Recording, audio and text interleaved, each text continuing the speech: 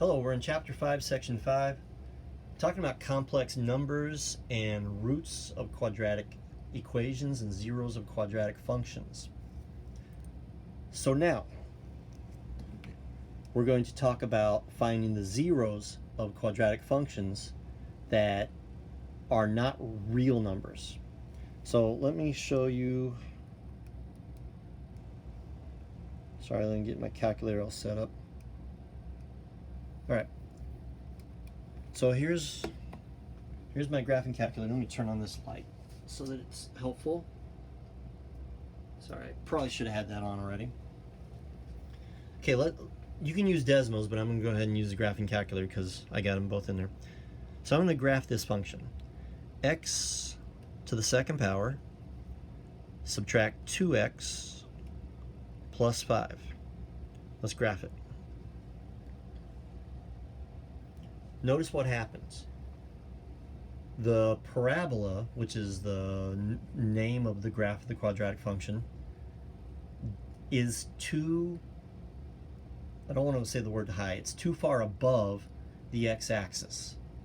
So when we did this before, when we solved equations, found the zeros by graphing, when we did this before, we found where it intersected the x-axis. That's not happening here. So in the past, what we would say is no solution or no zeros. But now we're going to figure out how to do it. First thing I do is I say, okay, I want to find the intersection between this and y equals 0, or f of x equals 0. So I'm going to say 0 equals x squared subtract 2x plus 5. Now, probably you survived Chapter 5, Section 3 when we were doing stuff by factoring. Okay, fine. What two numbers multiply to give 5, but when I add them I get negative 2? I got nothing. I can't factor it. Alright, so let's do the next method that we learned about. We're going to complete the square. I'm going to start, and I'm going to change one slight thing here. It's just going to make it a little bit easier. I'm going to put the equal 0 on that side. That's okay. It still equals 0. I'm going to add negative 5 to both sides. So I get x squared subtract 2x equals negative 5. Now I'm going to complete the square. Negative 2 divided by 2 is 1. And 1 squared equals 1. Excuse me. Sorry, I was already saying 1. Negative 2 divided by 2 is negative 1. And negative 1 squared is positive 1. So I'm going to add 1 to both sides. That gives me x subtract 1 squared, and this equals negative 4. You see what's happening here? When I take the square root, and don't forget, two answers, one's positive, one's negative, I get x subtract 1 equals plus or minus 2i. The square root of negative 1 is I, and the square root of 4 is 2. I'm going to add 1 to both sides and get x equals positive 1 plus or minus 2i. There's both my answers. One of them is 1 plus 2i. The other is 1 subtract 2i. The solution, the zeros are complex. And notice that they are very similar, except one's positive 2i, one's negative 2i. I'm going to come back to that in the next video. Alright, let's try this one. So I'm going to set my expression equal to 0. I'm going to complete the square. I can try factoring it. What two numbers multiply to give 35 but add to give 10? I got nothing. 5 and 7 adds up to 25. 1 and 35 adds up to 36. That's not going to help. So this cannot be solved, or I cannot find the zeros by factoring. And if I graph it, it's going to be like what the other graph was. Okay, so I'm going to add negative 35 to both sides. I get x squared plus 10x equals negative 35. And I'm just saving some space. You guys know about that, okay? 10 divided by 2 is 5. 5 squared is 25. So I'm going to complete the square. X squared plus 10x plus 25 equals negative 35 plus 25. I get x plus 5 squared equals negative 10. And when I take the square root, I'm taking the square root of a negative number. So I get x plus 5 equals the square root of negative 10, and I've got two of them, plus or minus. This is just negative 1 times 10. So that's I times the square root of 10. I cannot simplify square root of 10 further like I have with other radicals that I've done. I'm going to add negative 5 to both sides, and I get x equals negative 5 plus or minus I times the square root of 10. That means that I get negative 5 plus I times the square root of 10, and negative 5 minus I times the square root of 10. Those are my two zeros of this quadratic function. And if you remember when I drew that picture of the complex plane, both of these are going to go, it's actually really, really cool, because what happens is, I'm going to do it real quick.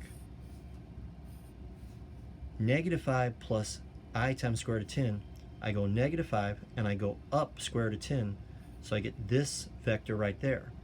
And negative 5 minus I times square root of 10 goes here. So those two things are related to each other. Again, that's not in this section. It's in pre-calculus, and I really wish I was there for you when you learn that. So make sure you tell your pre-calculus teacher that I talked about it. All right, so I'll do these two quickly. I get x to the second power plus 4x plus 13 equals 0. I want to find the 0 of that function. I'm going to add negative 13 to both sides, and I get x squared plus 4x equals negative 13. I'm going to take this part and I'm going to complete the square. 4 divided by 2 equals 2. 2 squared equals 4. So x squared plus 4x plus 4 equals negative 13 plus 4. This is x plus 2 squared, and this is negative 9. Take the square root, 1 positive, 1 negative, and I get x plus 2 equals plus or minus 3i. So think of it this way. The square root of 9 is 3, so the square root of negative 9 is 3i. And I get two of them, 1 positive, 1 negative.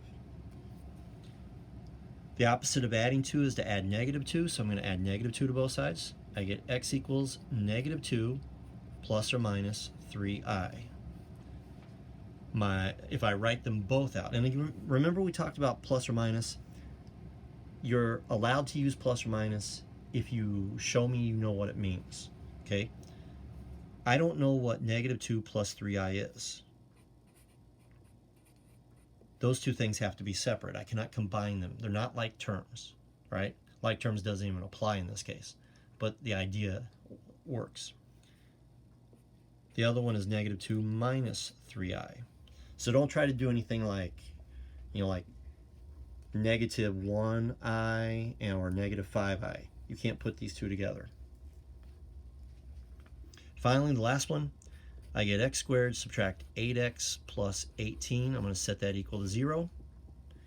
I'm going to add negative 18 to both sides. I get x squared subtract 8x equals negative 18. Completing the square, negative 8, I got space, negative 8 divided by 2 is negative 4, and negative 4 squared is 16. So I get x squared subtract 8x plus 16 equals negative 18 plus 16.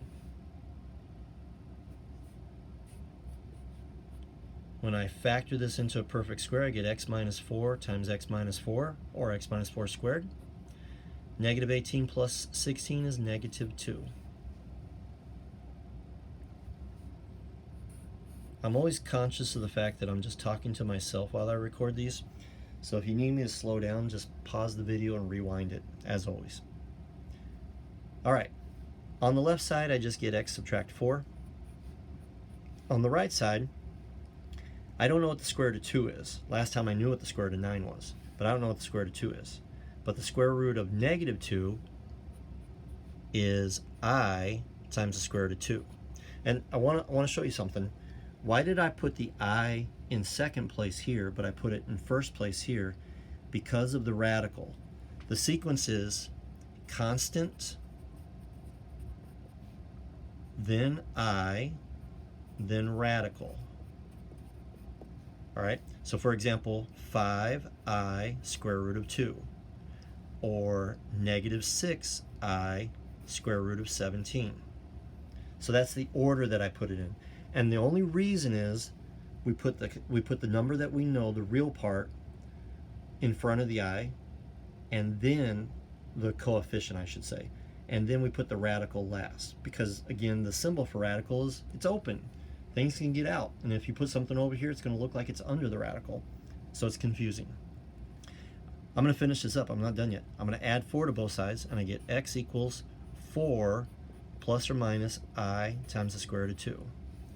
That means I got 4 plus I times the square root of 2, and 4 subtract I times the square root of 2. All right, we'll see you in the next video.